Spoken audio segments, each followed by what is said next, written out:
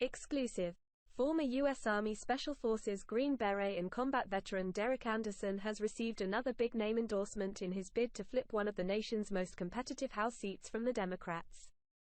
Senator Tom Cotton, R.Ark, a former Army Ranger, announced Thursday he would be backing Anderson to represent Virginia's 7th congressional district currently held by Representative Abigail Spanberger, DVA. One of the GOP's top 2024 targets to try and strengthen the party's narrow majority in the House. Derek Anderson is a Special Forces Green Beret who will be a strong conservative leader in the U.S. House. His service to this country demonstrates clearly that he'll represent Virginia's 7th district well and will be a strong advocate for his home state. "I'm pleased to support him," Cotton told Fox News Digital in a statement. Potential nail-biter race in Deep Red State heats up as Dem nominee accuses GOP governor, family of corruption.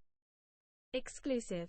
Former President Trump said the Biden administration is only citing the immediate need to build a border wall because President Biden is watching the United States be invaded by illegal migrants, warning that terrorists are already inside the country. Department of Homeland Security Secretary Alejandro Mayorkas on Wednesday said there was an acute and immediate need to waive dozens of federal laws in order to build a border wall in South Texas where illegal migration has surged. DHS justified the move due to high illegal entry. More than 245,000 migrant encounters have been recorded in the Rio Grande Valley sector this year.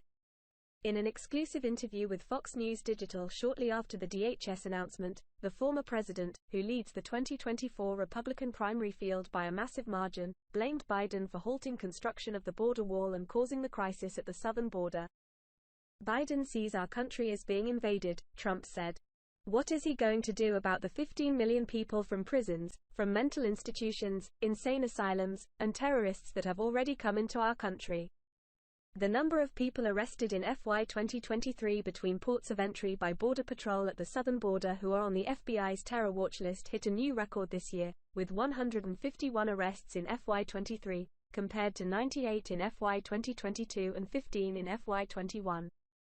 At the ports of entry at the northern and southern border, there have been 505 people encountered by Customs and Border Protection's Office of Field Operations.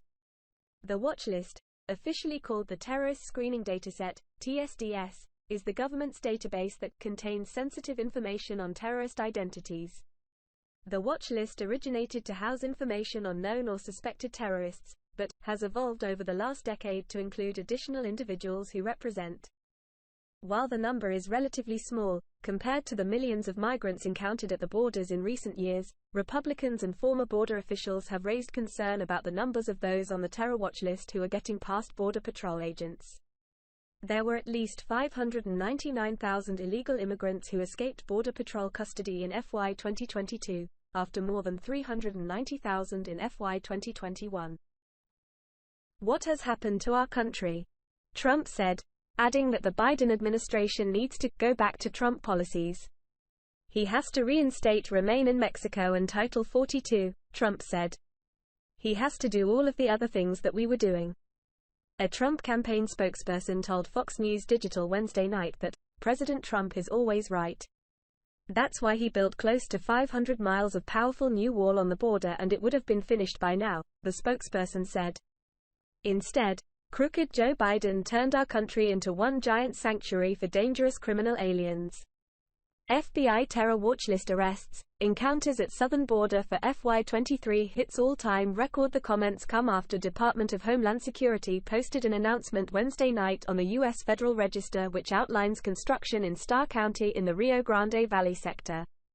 Mayorkas says he is using his authority provided by Congress to waive 26 federal laws. A Customs and Border Protection spokesperson told Fox News Digital Wednesday that the project is consistent with DHS's plan to fulfill the requirements of President Biden's proclamation, which ended the diversion of funds for border wall from military projects or other sources while calling for the expenditure of any funds Congress appropriated for barrier construction consistent with their appropriated purpose. Trump says he will carry out the largest domestic deportation operation in American history. If elected, the construction is funded by the FY 2019 DHS Appropriations Bill, which specifically funded wall projects in the RGV sector and which DHS is required to use for its appropriated purpose. Customs and Border Protection, CBP, announced plans for up to 20 miles of wall in the RGV sector in June. The administration previously made moves to close gaps and replace gates, and says that such projects prioritize the completion